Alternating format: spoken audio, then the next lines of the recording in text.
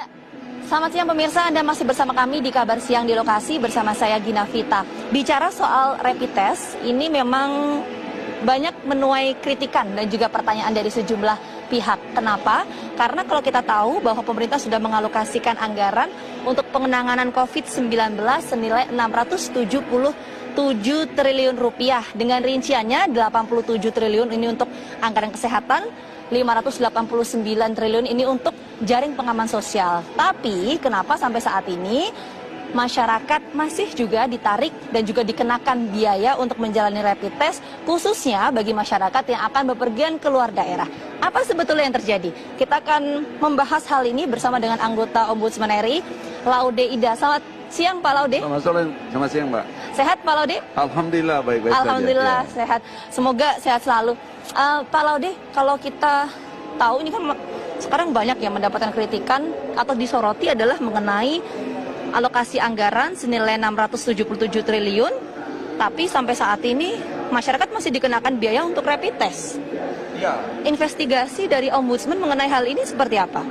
Pertama, teman-teman kami di Ombudsman, asisten saya di Ombudsman itu telah melakukan investigasi berapa harga satu set alat rapid test. Sekitar 2 bulan lalu. Itu harganya sekitar 70-an ribu. Kemudian mengagetkan kami karena kewajiban untuk mengikuti rapid test bagi mereka yang bepergian atau untuk keperluan tertentu itu ternyata dikenai biaya antara 300.000 sampai 1 jutaan. Itu rapid? Untuk rapid test sampai ya, 1 juta? 1 jutaan ya. Okay. Dan itu memaksa. Sementara pada saat yang sama pemerintah sudah menganggarkan pada waktu itu 400-an triliun ya. 400-an triliun. Sekarang menjadi 670-an triliun. Cukup banyak. Ombudsman belum melakukan investigasi, dikemanakan saja uang ini. Bagaimana penggunanya? Siapa yang menggunakan? Apakah juga tidak termasuk biaya-biaya yang harus dikeluarkan waktu melakukan rapid test? Itu belum ada investigasi bagi Ombudsman. Tetapi yang mengagetkan justru tadi, dan bahkan asisten kami yang berpindah dari Jogja saja ke Jakarta itu bayar rapid test sekitar 350.000 dan hanya memperoleh surat keterangan. Di beberapa tempat di Indonesia ini, di pelabuhan-pelabuhan, di mana-mana, di bandara, saya kira seharusnya menyiapkan rapid test secara gratis. Karena sudah dianggarkan oleh pemerintah.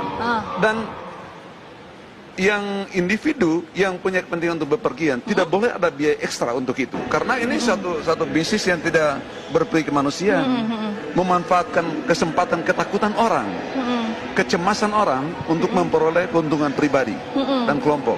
Dari mana ada indikasi keuntungan itu, bagaimana Pak? Tidak, ini harganya 70.000 bisa di-charge menjadi 1 jutaan. Oh, artinya awalnya itu 75.000 atau 70.000 terus kemudian naik jadi 300.000 begitu? Iya, bisa menjadi 1.500% keuntungannya.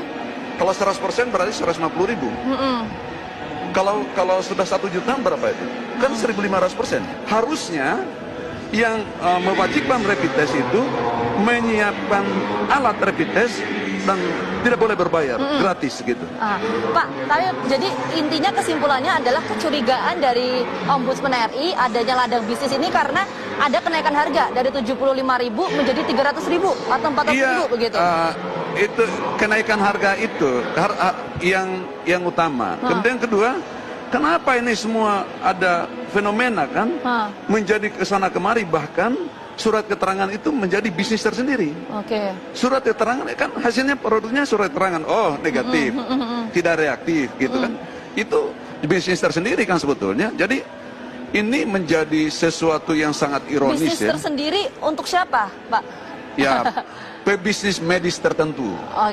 Pebisnis medis khususnya alat-alat kesehatan COVID itu. Sudah meminta keterangan dari pemerintah belum mengenai hal ini? Minta konfirmasi begitu. Kenapa sih kok harganya naik gitu?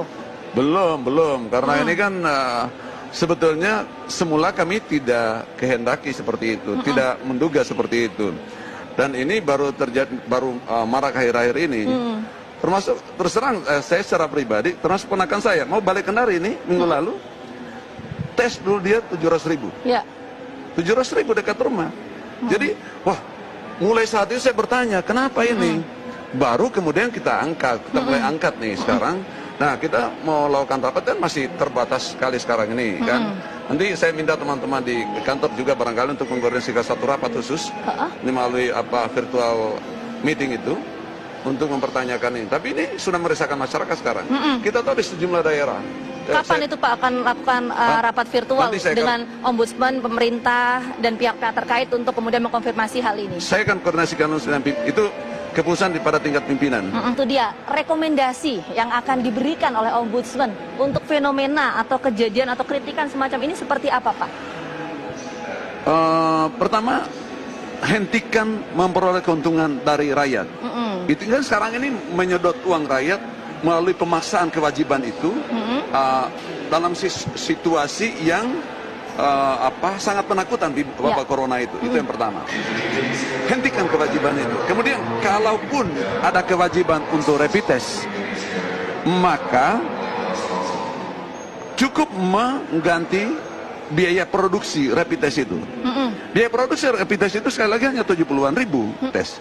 Boleh rapid test, boleh rapid test gratis, atau paling tidak sejumlah dana, sejumlah biaya sebagaimana biaya produksi alat rapid test itu sendiri. Itu yang kita harapkan dan kita tunggu nanti Pak bagaimana hasil investigasi yang dilakukan oleh Ombudsman mengenai kecurigaan yang tadi Pak Laude sampaikan adanya ladang bisnis ya Pak ya. Kita akan tunggu. Terima kasih Pak Laude atas waktu yang telah bergabung bersama kami di Kabar Siang di lokasi. Itu tadi pemirsa sedikit perbincangan saya dengan anggota Ombudsman RI bahwa sampai saat ini pihak Ombudsman RI masih melakukan investigasi untuk mengetahui apa sebetulnya alasan dari peningkatan harga rapid test dari 70.000 sampai 300 bahkan sampai 400.000.